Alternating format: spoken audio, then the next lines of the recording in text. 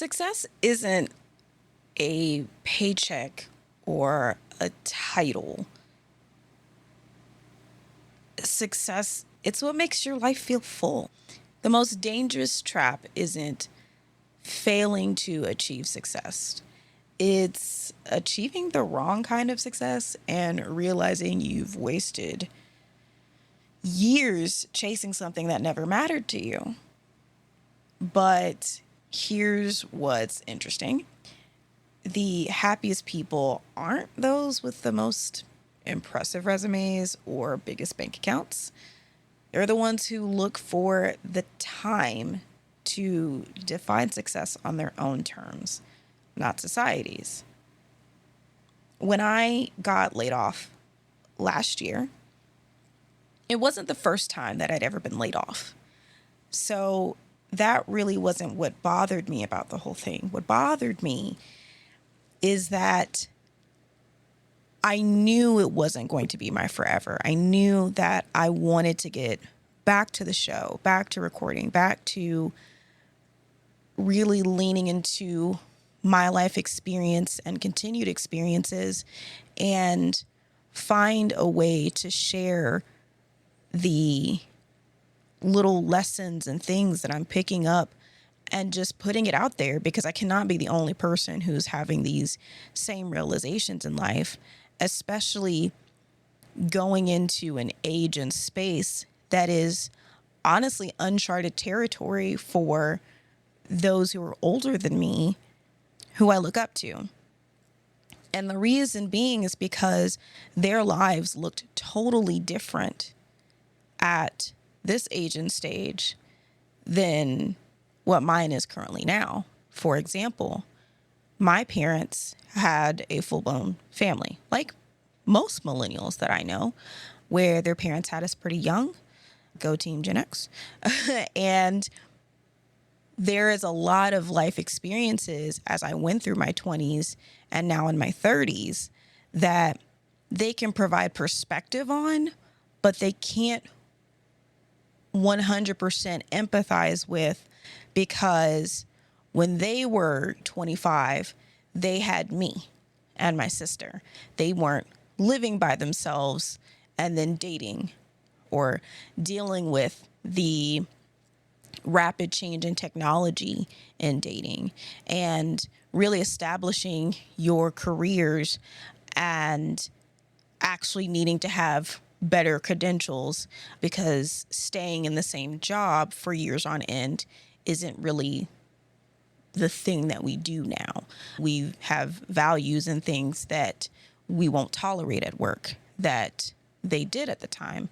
And it's because they had a family to feed and a lot more that weighed on them. That meant if they just left because of a toxic work environment, that it could have a huge ripple effect on how we were being taken care of. And it's not that people don't do that now. Let me be very clear. But it's a lot different now than it was then. Society's definition of success is designed to keep you chasing things that don't actually make you happy. And the real path to feeling fulfilled requires completely rewriting your own success standards pretty much from scratch. I've done the fancy title and I've had the paycheck, and I've still come home feeling like something was missing, like I was living someone else's definition of winning. And it just really hit me hard, because we've been conditioned to believe that if I get the degree and then I get the full-time job and I get the house and the car and the spouse and the family and all of that, that all of my anxiousness and everything that I've been through and everything that I have sacrificed is going to feel better because I now have the thing that everybody told me I needed to have in order to feel successful, in order to feel good about everything. And that's just simply not what it is. if I only have this one life that we know of, I have to spend most of it meeting the ideals of people who don't even know that I exist. Now, not to say that culturally and there aren't family systems that do that too, but for the most part, they're being learned from societies and cultures that are not in our everyday and are expecting that should do this thing because it's normal. And that by doing that normal thing, you will then in turn be successful as long as you stick to this.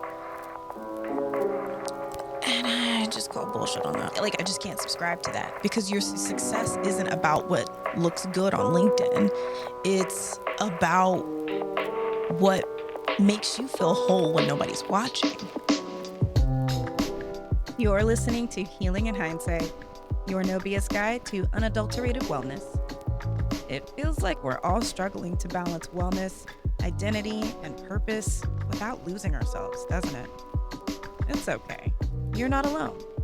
I'm Taylor Danielle, and as someone who manages multiple disabilities, is trying to leave the corporate grind and striving to create a life on my terms. I'm just here to help you embrace your path and redefine success in a way that works for you. If that sounds like your vibe, join me for conversations and insights to remind you your journey is yours, exactly as it should be. Nobody tells you that success changes with different seasons of your life. Worked in your 20s might feel suffocating in your 30s or your 40s. Go figure. I still enjoy a good cocktail, still enjoy a good strong drink, one that I can feel and then I'm like, man, I just kind of sit back on the buzz of it all. But I am not really trying to pound them down like I was in college. Back-to-back shots. Let me get as wasted as fast as possible. I am very much, I want to ease into it. I want to feel it rise up. And then it's, oh, hello, I'm in this calming space. And also hangovers just hurt more. I'm not even in my 40s and they hurt now. And realizing, one, just how remarkable our bodies are, because how was I doing that Wednesday to Sunday? I don't know. I don't know how I was doing that Wednesday to Sunday. I don't, because the way that my body could process all of that and then be ready to do it again hours later, not even days later, hours later. Now it takes days. Now it's like, you better pick one day. If I'm going to be feeling alcohol, you better pick one day, because I can't guarantee you that I'm going to be out tomorrow. Yeah, what worked in your 20s might really feel suffocating in your 30s and 40s. So I feel like you have full permission to pivot and redefine what matters at any point. What about following your passion? So here's the truth. You don't need to monetize everything you love. I know that's going to hit home. I know that's going to hurt, because I definitely come from a family and a background and people where that's a money-making idea right there. I am definitely an ideas girly. They just come to me like clockwork. It could be something that someone says. It could be a song lyric. It could be a lot of things. And all of a sudden I have a scheme. Now, actioning it is where it gets a little fuzzy. But it made it pretty hard, because growing up, and this is not a flex by any means, this is just recognizing ADHD now versus not realizing it then.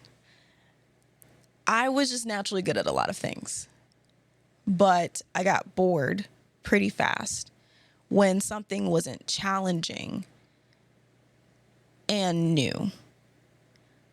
So a lot of the things that I've done, mostly creative, I will say that I definitely knew that my lane was in the creative space. The closest that I've gotten to anything logistical or technical has been working in tech and being interested in coding and stuff like that. But I realized I am not meant to be a programmer. I can do front end stuff. That is what would hold my attention, how to make it look pretty and how to make the user experience and interface make sense, as well as also be pretty cool. But I don't have the energy or the attention span, for that matter, to code every single possibility of something to do something, right? So I always knew it was going to be in something kind of creative media kind of space. But that doesn't mean that everything needed to be a stream of income. I pretty much do my own hair. Not to say that I don't love getting my hair done. I love it. I just have found, one, it's just economically easier for me until I am able to get to a place where I can pay to get my hair done regularly. I do miss that. I did grow up with that. And one thing about my husband that he said to me years ago when we were still dating is he always imagined that he would pay to get his wife's hair done every week or 2 weeks or whatever. So like the idea of one day coming back into that, absolutely. There's something about somebody else scrubbing your scalp, man. It just feels great. But mostly braids. So I do a lot of braids. I know how to do my own wigs, all that kind of stuff like that, which is why I changed my hair so much, because I know how to do it. And I think it's fun. And I do my best to make it look fairly realistic, but I don't expect anybody to be like, hey, your hair was red a week ago. What did you do? Not to say that you can't change it overnight, but I'm not trying to damage my hair like that. So all of that to say, I especially went through a heavy phase of like braids and twists.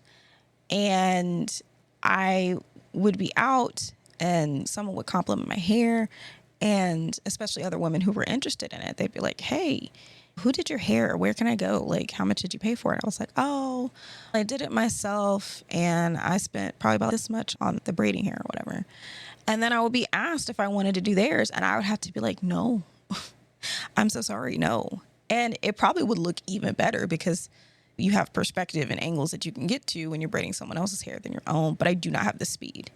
Professional braiders, oof, I do not have the speed. I know how to pace it for myself, but it's still nowadays, like I used to be able to sit like for a full 8 hours doing my hair, but now it's probably a 2, maybe even almost 3 day process, just because I don't have the same level of time that I did before when I was doing my braids back in late college. Yeah. So like I've had friends and family members who are like, oh my gosh, you know how to like dye wigs and all stuff like that. Oh, you should do that. I was like, I can't, y'all. I can't. And I know that it's great. I know that there are plenty of people who would pay for these services. Otherwise, they wouldn't be popping up left and right. But some things are just meant to remain pure joys and not sources of income. And I like to think about it in like a 90-10 rule. So spend 90% of your work being competent and 10% on what lights you up. And this has really helped because the balance helps avoid turning things that I enjoy and am passionate about into obligations. For example, Taylor Lore, I stream on Twitch. And even though like you wouldn't immediately recognize me because I use a handle name that's not easily recognizable unless you know me, I don't go running around advertising in the same way. It's not that I don't still attend like TwitchCon and like to do different collaborations and things like that. And it is a monetized thing, but I am not putting the same amount of effort into streaming as I am doing this show. This show is number one priority for me. And there was a point where I was looking at it as an avenue to connect with the community a bit more. But I think I like the idea of doing a more closed live element. I do want to do live recordings at some point, but I couldn't do it all the time. Not in this capacity, at least. So when I started streaming and I ended up getting monetized there, I felt a lot of pressure to have to make it work, but it's a whole other thing. And so I just decided that this is my thing for fun. And if it does make me money, great. If I get collaborations, if I get sponsorships, whatever, that's all wonderful. But I am not going to hang myself up trying to make this another money making machine. Money is just a tool. It's a resource. It is not a worth indicator. Your bank account is meant to support the life you want, not define your values as a human. The number that matters isn't your salary. It's how many moments in your day feel meaningful. And I feel like this has led to a lot of people in my age group who almost feel liberated because they now have this permission to pivot. They've had this mindset shift. Success changes with seasons of life. You are not locked in. So if you need to change what it is that your energy and passion is going into, then do that. I feel like that's what's happened for me. I was working for big corporations, and then big corporations wasn't doing it anymore. And startups were really where I felt and built my career and being able to really dig in and be a little bit closer to the ground on making things work. And it's how I came into realizations of I enjoy being a trainer, a facilitator. I don't want to be a teacher in a sense of a professor of knowledge where I'm teaching students in a way. But then I realized it is the same thing. I like adult facilitations, and I like to facilitate on subjects that I feel connected to. I might not be the most knowledgeable about it. I will own that. But feeling connected to it is another thing. And I think that's partially why I came back to the show and needed to refresh the brand a bit, because there's so much that I want to share that honestly is being locked in friend conversations. But it's just, these are things that if more people were talking about it, maybe there would be a collective shift. So I shifted from trying to build a career, a corporate-esque career in a small to medium-sized business way, to this now hybrid, if you will. I'm now, yes, still looking for stable work as much as I wanted to not have to immediately go back into working full time. I have a great part-time contract gig that is leaning into my training capabilities, and I get to train with so many different clients, and it's wonderful, but it is not paying the bills as much as a full-time gig with benefits and all that stuff like that. But I do feel like I am a lot more selective and choosy about what I'm applying to and my purpose there. I still have a lot to give to someone else's dream and someone else's purpose and desire to put out into the world. But I am very much on the upswing of formulating my own. So work looks a lot different for me. And the things that I need to fulfill what feels good in work are a lot different. And a lot of those things line up with what I'm already doing now. A lot of the roles that I'm going for have to line up with what I'm doing now, because my season has changed. And I recognize that I need resources. I need stable resources before I can go into my own purpose and know that I can keep me and my family stable. So with that, there comes the purpose versus the passion myth. And with the example like the 90-10 rule of you don't have to monetize every passion. Again, income is a tool, not a worth indicator. Financial goals should support lifestyle design and not just numbers. So purpose doesn't necessarily, or fulfilling your purpose doesn't necessarily always have to have a monetary gain to it. But you can lean into your purpose and lean into, hey, this is the type of resources that I want to support this type of lifestyle, that can exist. But the passion piece is, to me, more so the part that it's like it does not need to end in a specific goal, thus the 90-10 rule.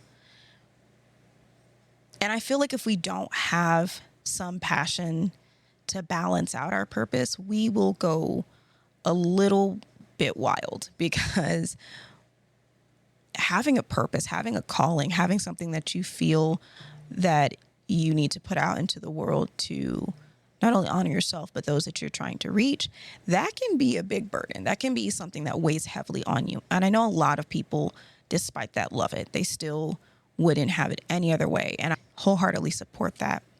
But I do feel like everybody deserves to have a moment to step away. And that's how I see passion. Everybody needs a break. Everybody needs space, especially from something that is your immediate calling. It's not to say that you won't have moments even within those breaks, but you should be able to slow down and be like, it's not a no, it's not yet. I really want to pour into you in this way, but I need to hold off for right now. Like that, like just finding that balance of not every moment in time deserves you jumping at every opportunity to lean into your purpose. Sometimes you need to allow a little bit of a happy middle before you jump to the next thing. And again, there's absolutely nothing wrong with either, honestly, supporting your lifestyle. It's just there are many ways that your purpose and your passions can support your lifestyle. It's not just numbers. Okay, so all of this is cool and all, but like those who are trying to pivot, those who want to make that shift, what is the soft landing plan for career transitions? And this is something that it's a working, living thing for me, because I know that this will not be the last time that I pivot. But I've broken it down into 3 steps. So step 1 is define what success really means to you, not society, to you. And I really define it. Get as detailed as possible, because I feel like, yes, start with the broad, bigger picture, but the more detailed, the more that you get into the weeds of it, the more that you can, down to the color of the shirt that you're wearing, whatever it is, it really helps make it easier to spot and map out when those things are happening for you. Step 2 is test small changes before a full leap. So I actually spent a year on the show. I think that was seasons 3 to 4. 4 and 5. I was actually working full time for myself then, and on the show, on Healing in Hindsight. And I did have a savings amount that was keeping me tied over. I did gain some paid sponsorships that also helped fund the business as well as fund my lifestyle. And that helped me to realize that I wasn't ready to go full time on my own just yet. It was nice. Don't get me wrong. Not many people can say that they took a year off and was able to lean into what they would like to be their full time. But it was not sustainable at the time. I did not have all of the knowledge, the tools, and the support that I needed to make financial sense. So I went back to work. And what's funny is I went back to work by the company that laid me off a year ago. It's really funny. It's really funny. I got in the job not too long after I decided, okay,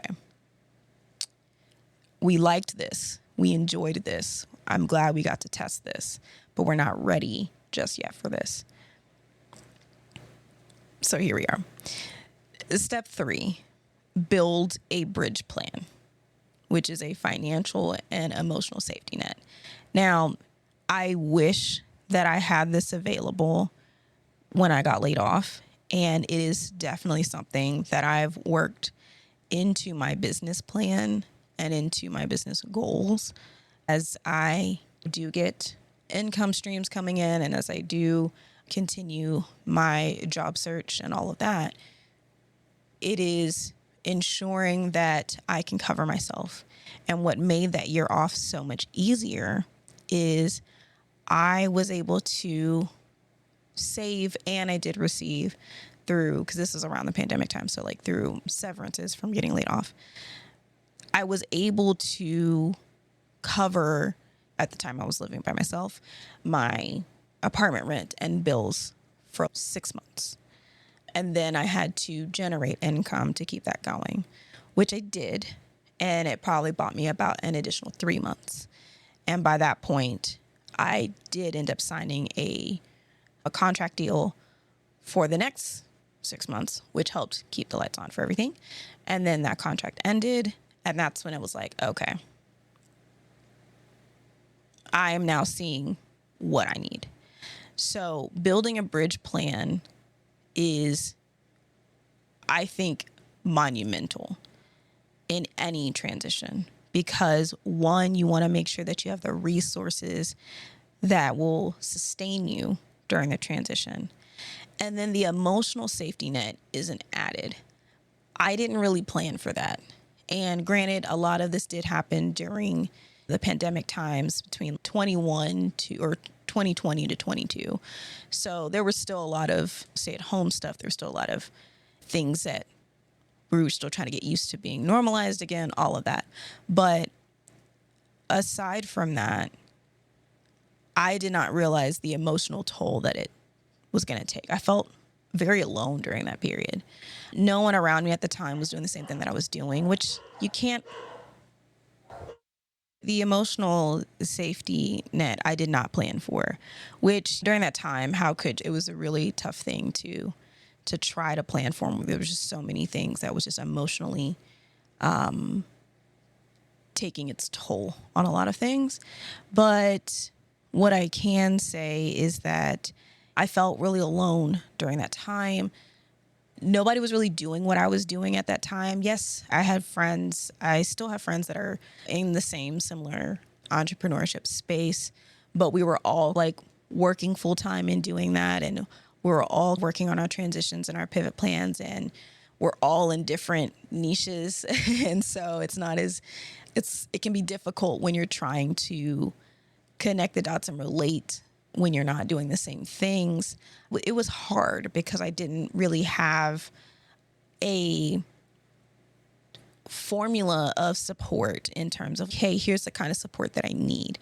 Hey, if I need to tap on your shoulder, here's what I need some help with. I didn't really have that, but I didn't really take the time to understand what that looked like for me. So in building a bridge plan, think about not only the resources that you need, but the emotional support that you need. I would ask myself, as you are thinking through what this would look like for you, if money weren't a factor, if money was of no issue, how would success look different for me? I would really ask yourself that question. If money weren't a factor, how would success look different for me? I would consider how often you've changed what making it means to you already. Remember when success was just getting your driver's license or landing your first job? Society tells us what success should look like in every stage of life. But I wonder if you strip away all those expectations, would you still be chasing the same things? I feel like the most liberating moments come when you realize you get to write your own definition of enough. That is something that I feel is why I have pivoted but stayed in the same realm with Healing in Hindsight and with this urge that I need to build this thing, because I'm just so sick and tired of watching people run down paths that are just not meant for them. it's not meant for me. And that's why I'm going through this process, and know that this is not a process that I'm looking back on and I'm like, I am the guru wise sage of all of this. This is happening in real time of me figuring this shit out. Like, I have no fucking clue what I'm doing, but I do have more than enough capability to critically think my way through this. And I do have resources, and I do have a network, and I do have connections that I can learn from. But no one else's measuring stick matters if it doesn't align with what truly brings you peace. So I challenge you to write your own definition of success. And hey, if you are open to it, tag me in it. Send me a screenshot. Tag me in it at Healing in Hindsight on Instagram, on LinkedIn.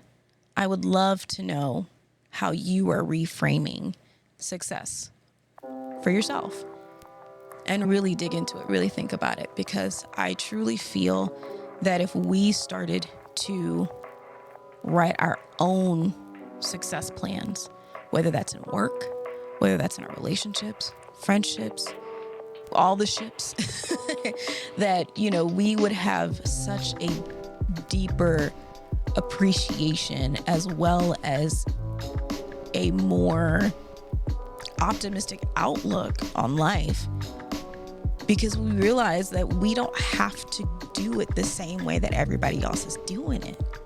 You don't. And when you reach those milestones for yourself, based off of what you have determined is success for yourself, it feels so good. And it truly makes me appreciate anyone and everyone who's used the phrase or meme or in a song or whatever. Like, I am my own biggest competition, because nobody's life path is meant to be the same. Otherwise, we wouldn't have a variation of entertainment. We wouldn't have a variation of podcasts and singers and actors and dancers. They would all literally be the same, but they are not, because everybody's path is different. It's different. And everyone can be successful in that path, as long as they follow the one for them. No one else's measuring stick matters if it doesn't align with what brings you peace.